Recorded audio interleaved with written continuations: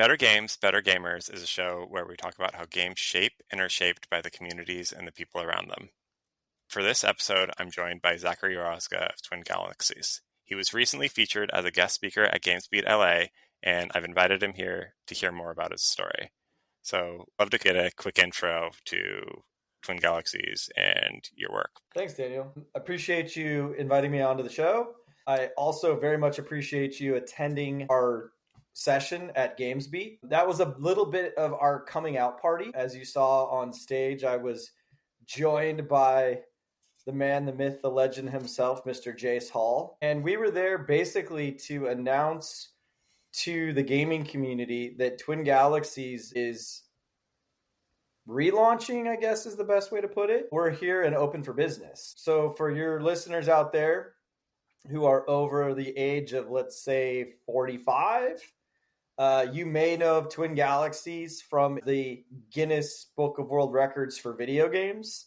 Originally founded in the early 80s and was legendary in the arcade days. But as the video game play moved from the arcade to the console and then to the PC and then to the mobile device, how it was originally formed and how adjudication took place was not ready to scale with the scale of the video game industry. And so I mentioned Jace Hall because he acquired Twin Galaxies in mid-2010s, embarked on a mission of reimagining and modernizing what made Twin Galaxies great, which was you knew that there was a Twin Galaxies record. It was true, accurate, and the person actually achieved it. But in order to be able to encompass all video games, because that's the goal is not to have one genre, one title. It's any video game that you or your community can set a record in, whether that's a speed run, a fastest kills, most kills, etc., highest score, you name it. We want to be able to accommodate you in that game. And in order to do that, we had to move everything to the cloud.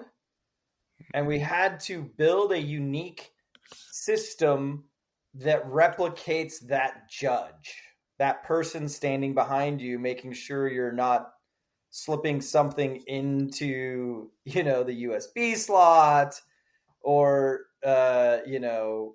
actually not even competing, for the world record. And so that, I would say, came to a point where it was ready for prime time in 23, 24, which is when I joined. And I came over, from my company that I was running that was in the esports and gaming space and basically helping brands that you wouldn't necessarily suspect get into esports and gaming. And so I fell in love with the idea that all games are equal. Because what I found while working in the esports space is there were like 4 game titles that dominated. I personally played none of them. My kids played none of them. My friends played none of them. And so it really felt like this subculture that didn't actually represent gaming. And yet the notion of competition and competitiveness is relevant to every game because it's a game. Like, that's why you play games, is to compete and win, whether you're competing against yourself or you're competing against your buddies, your family members. There's an element of competition. So that's why I fell in love with it. And also from the commercial side of it, brands were constantly asking me to align with more family-friendly games that just weren't found in live streaming. And certainly we're not, minus Rocket League, we're not a quote-unquote esport. I feel like it's important because even when I was at GamesBeat, there were lots of conversations of like, wait, the Twin Galaxies? You mean like the record keeper? I thought that was a community resource. I thought that was like, a not-for-profit. And the answer is, yeah, up until this point, I wouldn't say it was profit-seeking. I would say it was more of like a community-driven service for the community. But a confluence of things have happened that I believe make us extremely important now for the video game industry to get through this current moment and prepare for the future. And in particular, my own read on the situation is that what we're doing is even more relevant for like AA games, independent games than, the big titles. Nice. I kind of want to jump back in history a little bit. What does kind of gaming look like, and did gaming look like to you when you were growing up? So I think I was 5 when the NES was released. And basically all the way through college, I had the latest Nintendo Entertainment System that was on the market. One of the constants for me throughout all of those games was Mario, which makes me very happy with this latest release. My favorite game of all time that I have probably played thousands of hours is Tecmo Bowl. That game, I mean, hours and hours and hours. And then past that, Prince of Persia's, like, not the original ones, but the more narrative driven cinematic ones that came out a little bit later. And then I probably finished all the way up through the first 7 or 8 of Final Fantasy. As I got a little bit older, I played more sports games. So I got really into FIFA. I got really into the 2K golf game. During COVID, I played that a lot. But then interestingly, as I have kids, it shifted a bit when I got an Xbox, and the game that like my first daughter loved playing, and actually I played, she watched, was all the Lego games. Mm-hmm. So Lego Star Wars, Lego Hogwarts, the Lego Movie. We played those together. Now I don't find myself playing that much. I still have a few games on my mobile device that are kind of go-tos. Actually, I have played the old school Free Cell every single day. It was one of the first game apps I ever got on the first iPhone. How long has the iPhone been around? I had like the first version of it. So I don't remember. What was that, 2008, 2009, something like that? So I downloaded like one of the first like gaming apps. It was just Free Cell. And I think what's interesting about kind of looking at your background is like you have this obvious passion and obvious kind of connection to games, and you've had it, but that wasn't your background. So I'm curious what that path looked like from going from experiential marketing into getting back into games. I never planned on games being my career. Never planned on being in the business of games.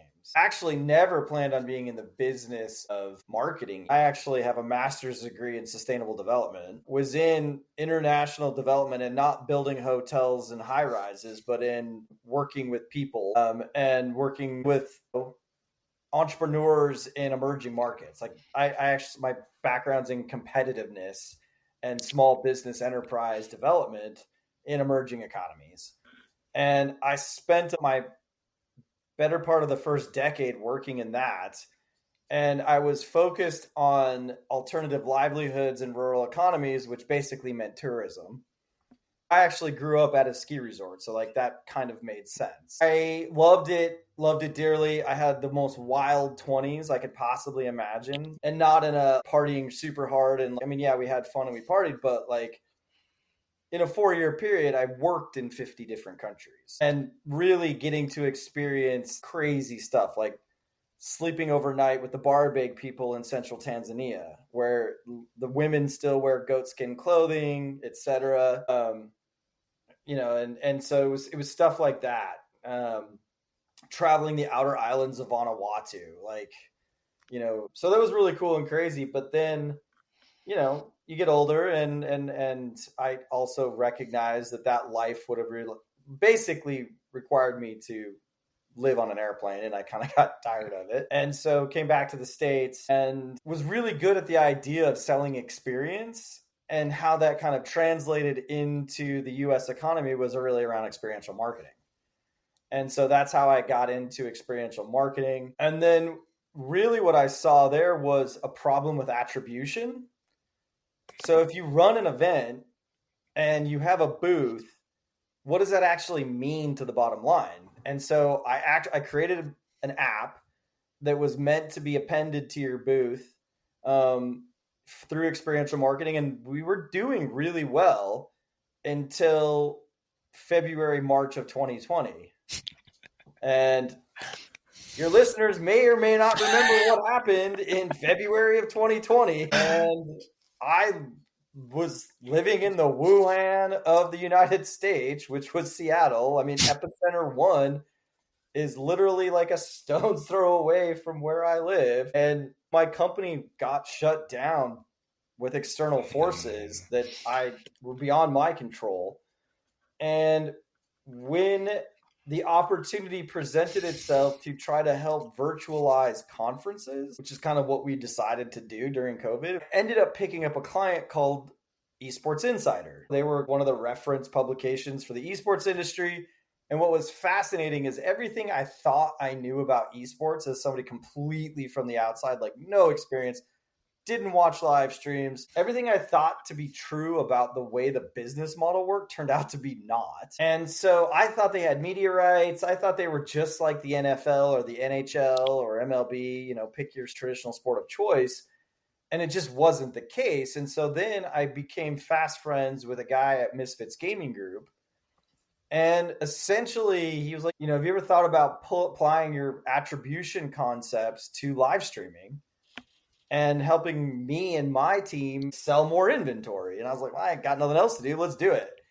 And that's what pulled me into esports and gaming. And also at the time, there was a lot of money sloshing around. That's what brought me into esports and gaming.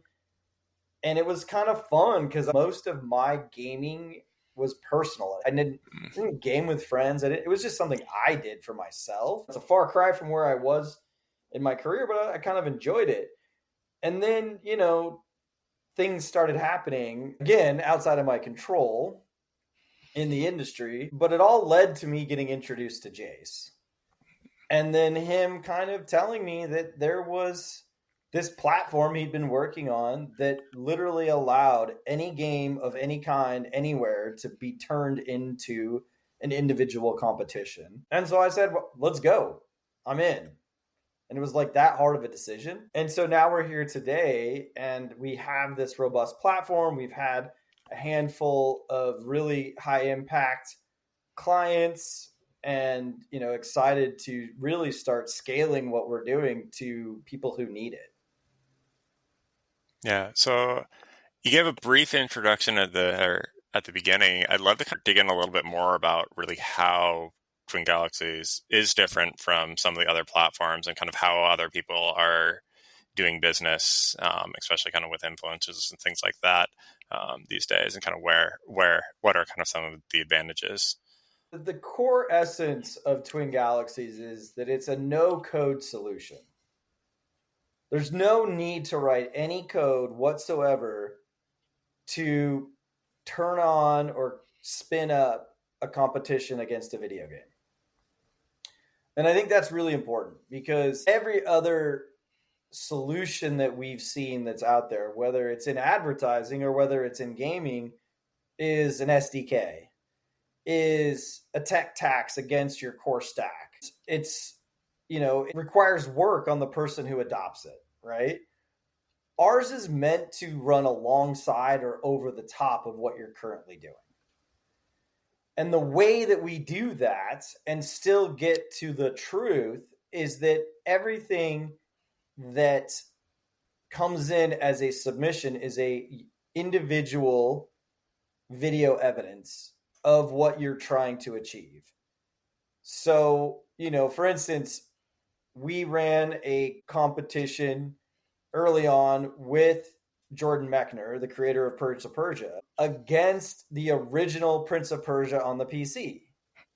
And it was who could finish level 1 the fastest.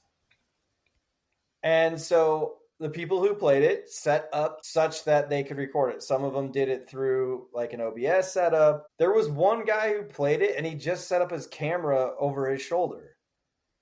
We don't really care how the video is created as long as there's an ability to see what is required in the video.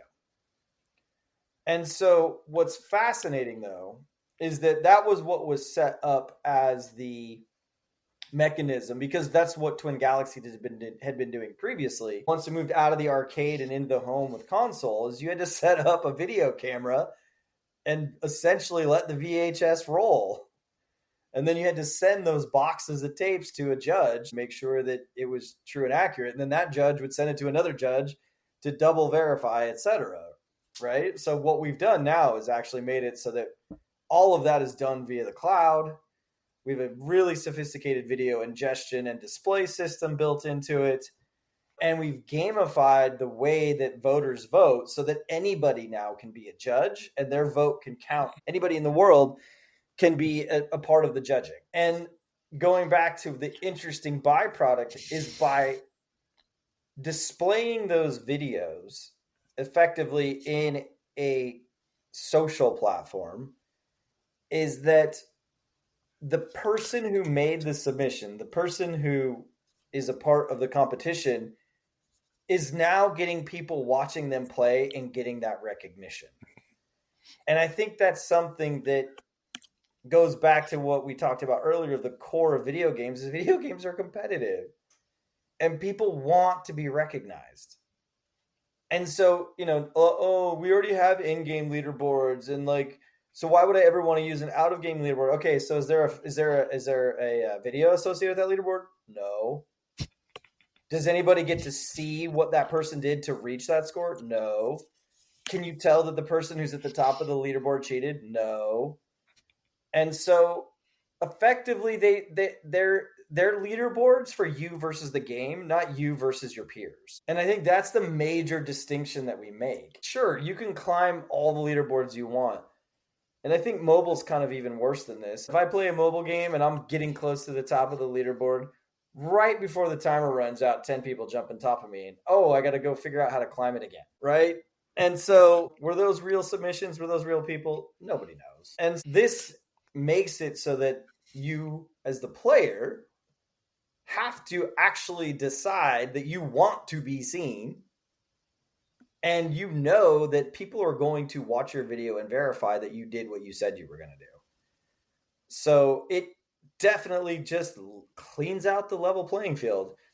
And what's super fascinating from that perspective, having run back-to-back Counter-Strike speedrun tournaments in aim-targeted maps, is that we had exponentially less cheating in the second one than we did in the first one. Mm-hmm. We removed 75 people from the first competition for cheating. I don't think we removed more than 20 from the second one. And I think it's because it's effectively the same player base that people are like, oh man, what's the point of cheating when I know I'm just going to get removed? I might as well just actually compete. So what's interesting about this and why it is applicable to any game is that these aren't the full game. These are measurable micro moments in a game that are set up to demonstrate ability. And it also means a lot of games could have thousands of these things stood up against. For instance, just think of Pac-Man, right? When people think of highest score ever in Pac-Man, what about fastest to complete the first page? What about how far can you go without getting hit by a ghost? I could keep going, but that's the idea, right? And somebody might be really good. And this is also even within the aim trainer that we did with Logitech. Is in the first one we had it so that there was very limited movement. It was just one path, right? And that created a set of winners. And then we ran another one that had different paths you had to go, and you could go up and down, and it created a different set of winners. And we had a lot of the same people play both competitions. With the ability to have so many different games, how do you approach different audiences and different customers who you're trying to work with? Honestly, the best way to figure out how to set up a challenge is ask your community. They know what they want to compete against. They know what are the micro moments in the game that would make a fun and compelling contest. So we did that in the very first one that we ever ran, which was with Mortal Kombat. We didn't go broadband. We went pretty narrowcast on getting that feedback, is that there's a game mode in MK1 called the Survivor Tower that literally has no measurement against it. And so, well, let's figure out who can actually climb to the very top of the survivor tower on extremely hard mode.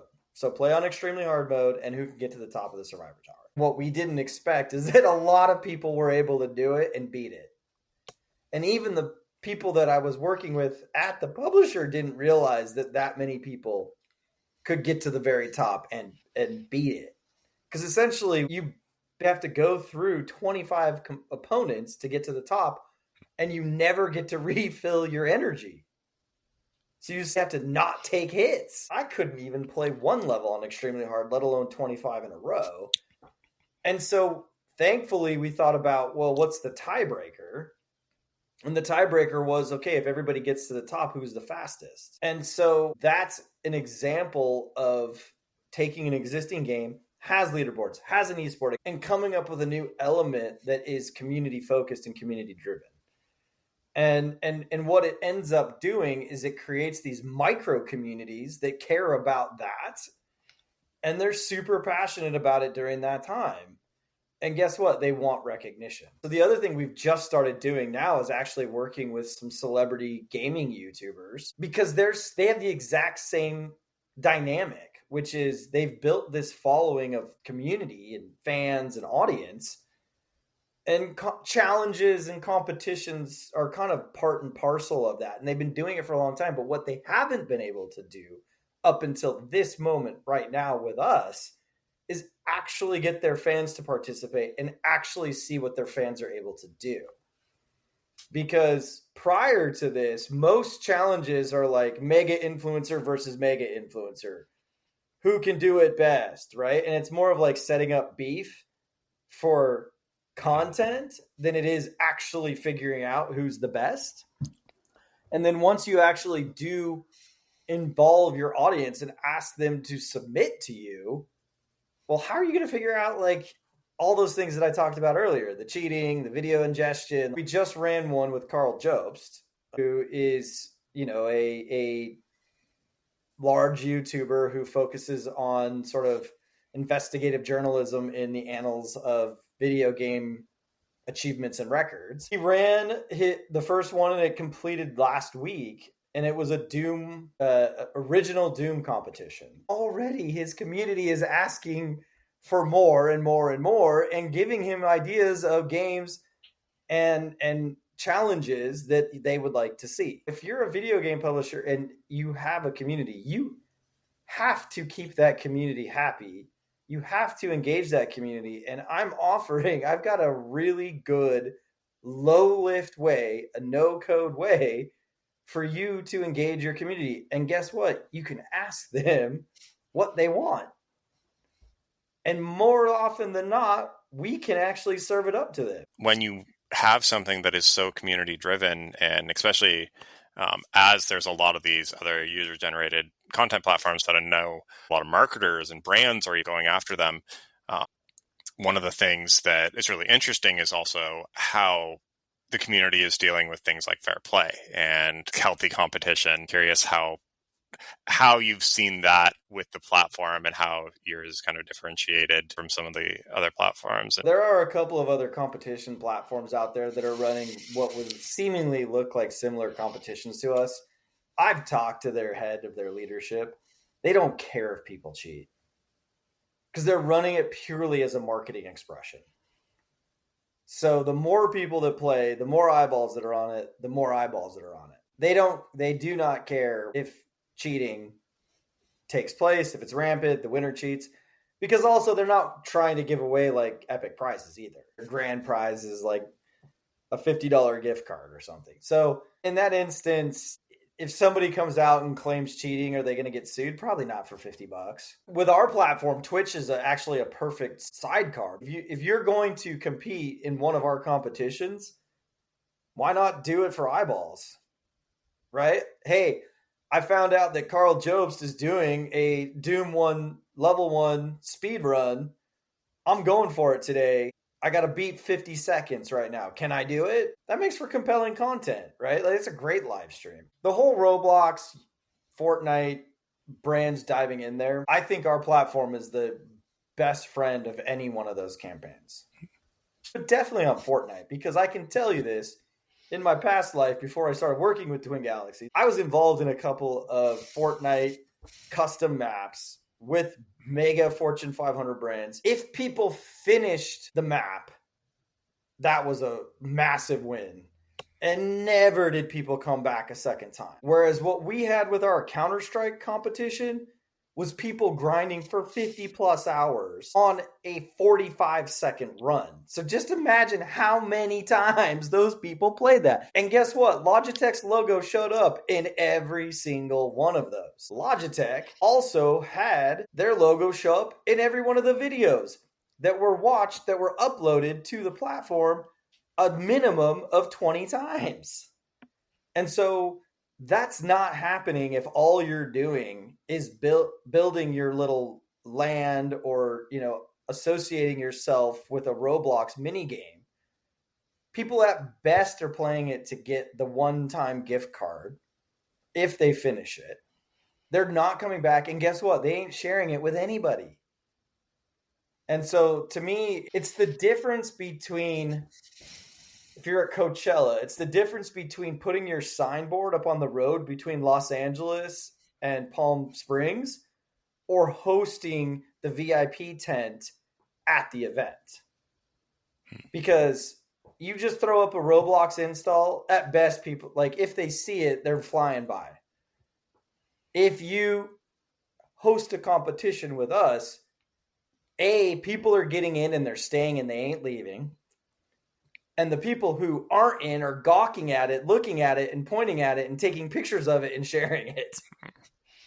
So it's only a matter of time before smart brands start to realize. And I know that they have their own competitions inside, but again, most of those competitions aren't trying to create a level playing field. They're certainly not creating moments that can be shared externally. And we're not expensive for the cost of building a Fortnite map and then spending all the money on mega influencers to get it seen and drive traffic. We might be 5% total budget to append a competition to it.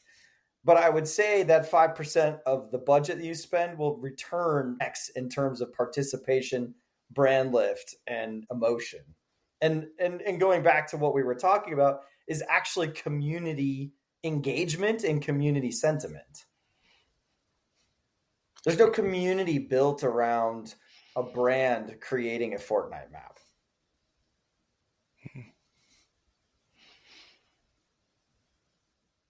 And I think that gets me to the heart of the show, actually, is really kind of looking at community and value there.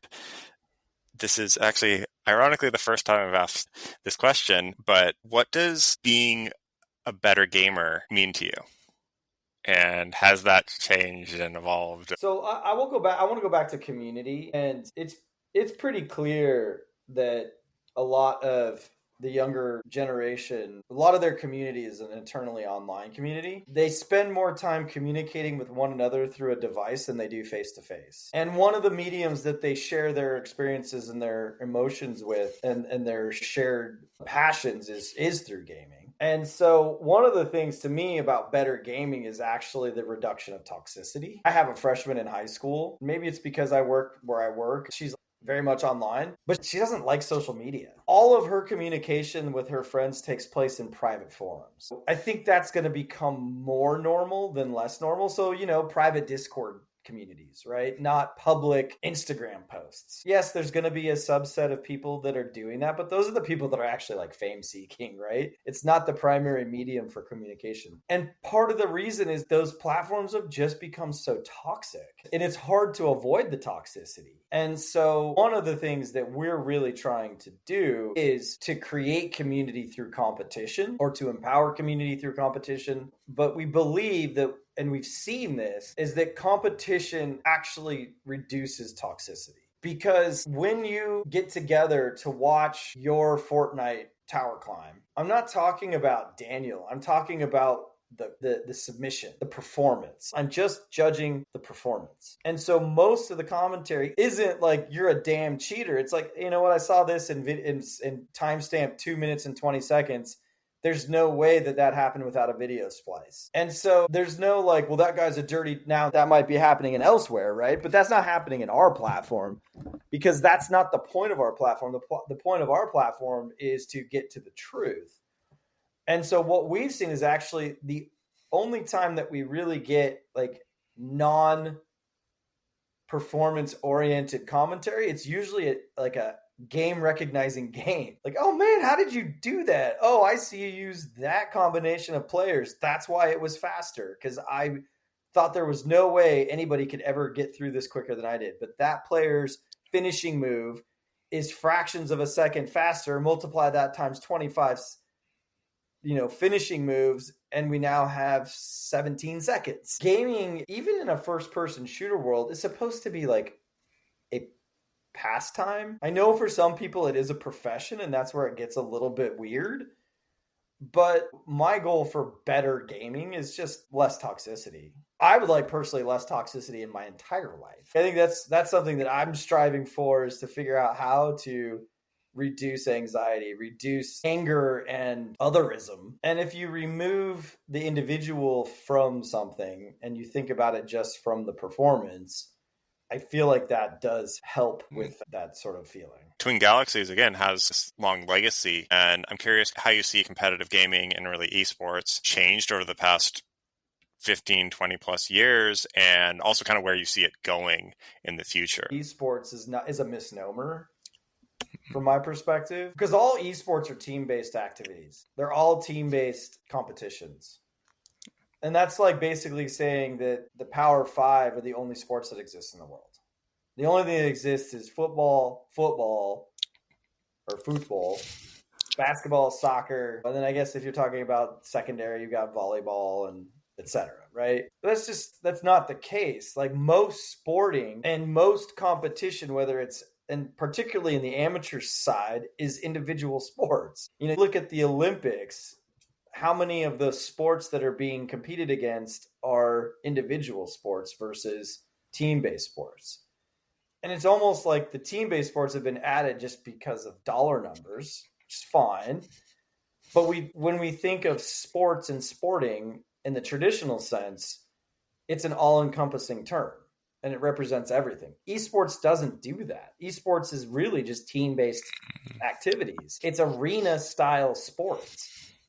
And arguably more people compete in traditional sports, in independent sports. And I would probably posit that more people play individual video games than they do team-based games. And if we have anything to do with it and any say in it, esports either comes to be known competitive gaming, or competitive gaming as we know it overrides or overtakes esports. If we win, that's what's happened, right? And that people who are amazing at Trackmania have just as much recognition as somebody who's amazing at Counter-Strike, if not more, because they individually got the gold medal, whereas the team from Counter-Strike got the gold medal. So there's a lot of things that are going to have to happen for that to come to like bear fruit. But like, if you want to really recognize what our BHAG is, that is it.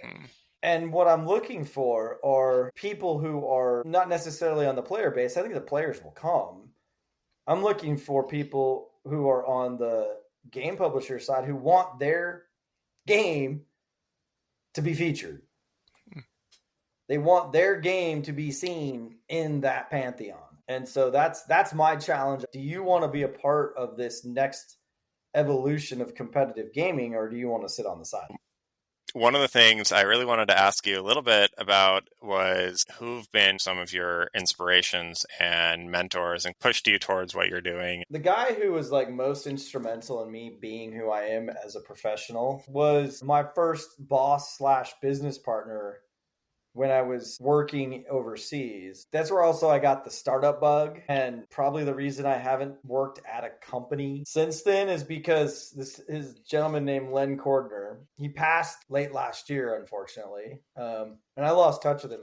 And he lives in Australia. So I never had the opportunity to say goodbye or anything like that. But he's probably the most impactful and instrumental person on my business career. He was my absolute mentor. He was actually a legend in Australian business. business. And I never knew that. And that's part of what was so awesome, because the way I met him was through some different circumstances. But since then, when I've met some people who are my age or maybe like 5 to 10 years younger, he's put up in the Hall of Fame of Australian businessmen. And I worked directly for him for like 5-6 years. Like I was his number 2.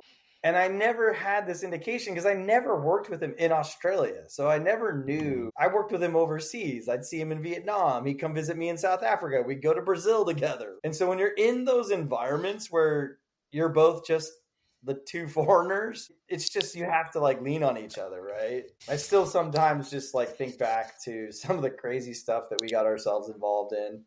And he was the one who was like teaching me and training me on what it means to be a good leader. And also a lot of the things that I believe in, like this idea of reducing toxicity, creating fair play, 100% comes from him. Like 100%.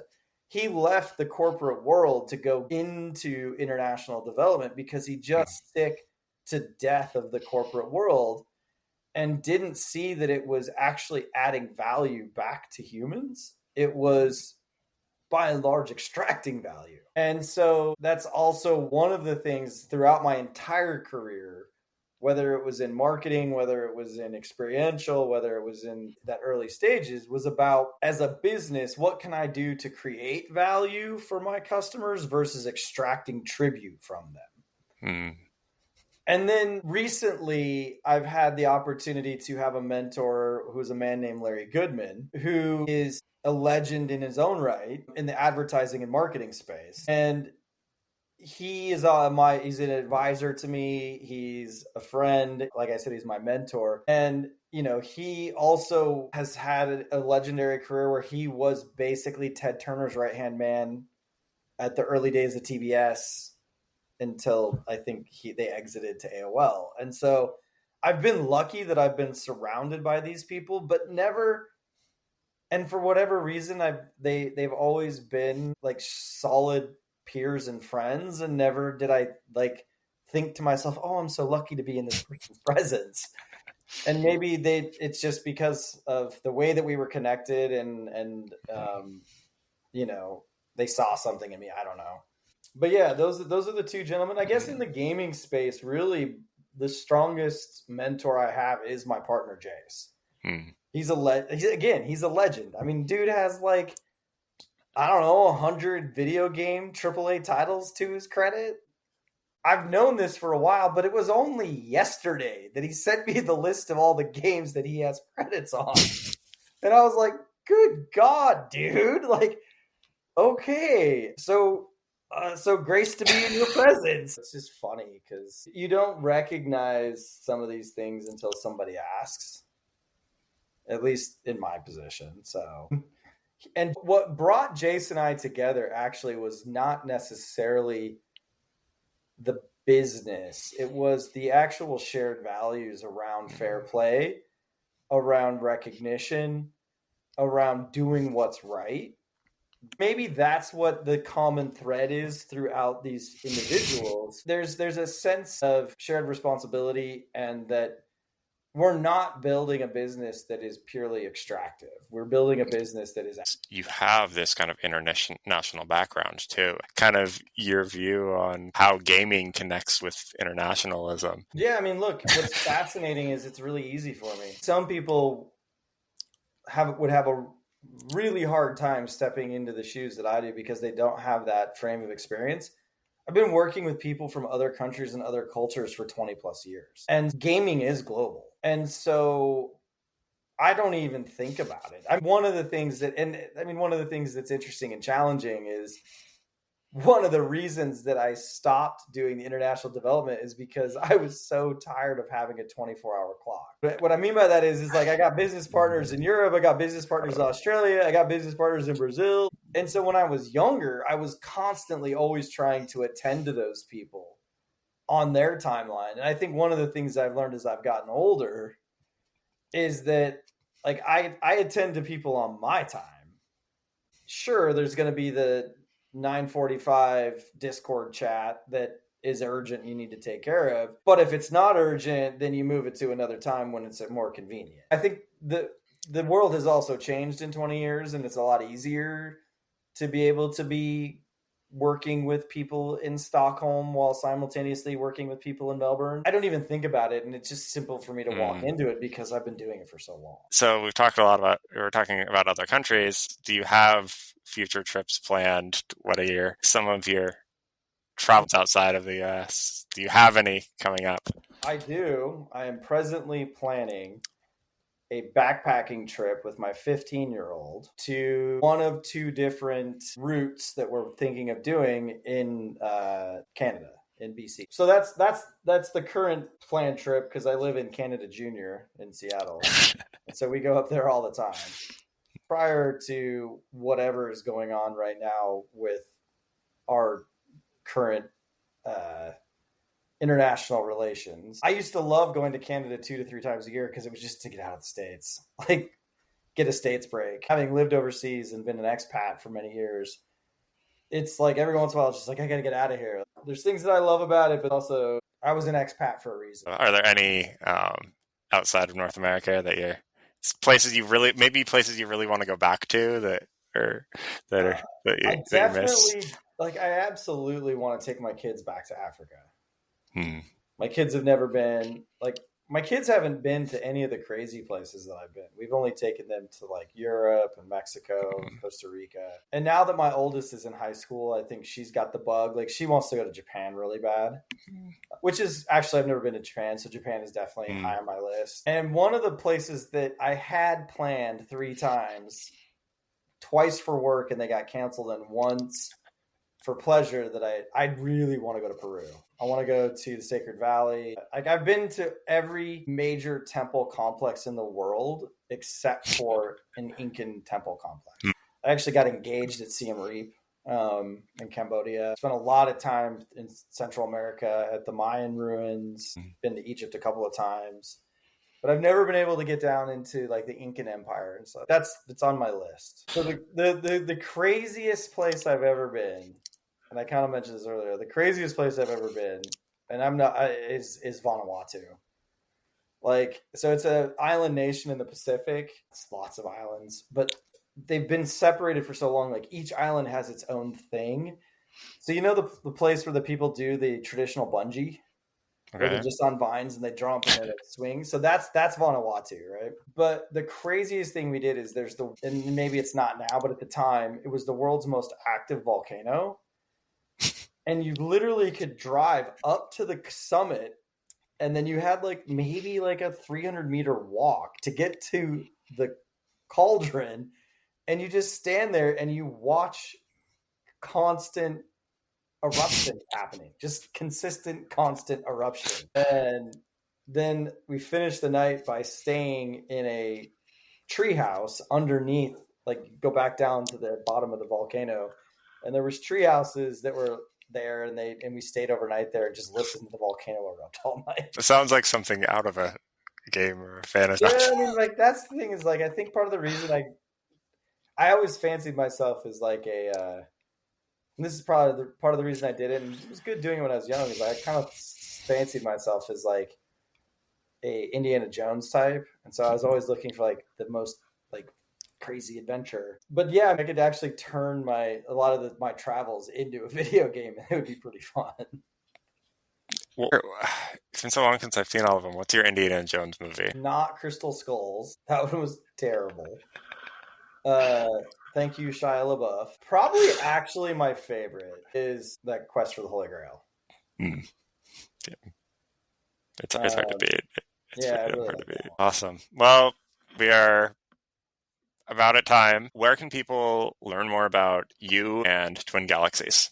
Yeah, I mean, the best place to reach me is on LinkedIn. That's where we post most of information about what we're working on currently. We're still putting together what I would say is the commercial aspect of Twin Galaxies, but the best place to see like current challenges that are happening is in twingalaxies.com, and then go to the challenges tab at the top, because every challenge that's run, whether it's on like a custom branded microsite, which is one of the things that we do, or it's built within directly the platform, they're all listed there. If there's any of your audience that wants to learn more, they can just send me an email at ZACK at twingalaxies.com. And like I said, we're ready to serve and support, and we're really looking for people who are just looking to provide something fun and awesome and already like a good relationship with your community. And it doesn't matter if your community is 50 people or 50 million people, our platform can serve that.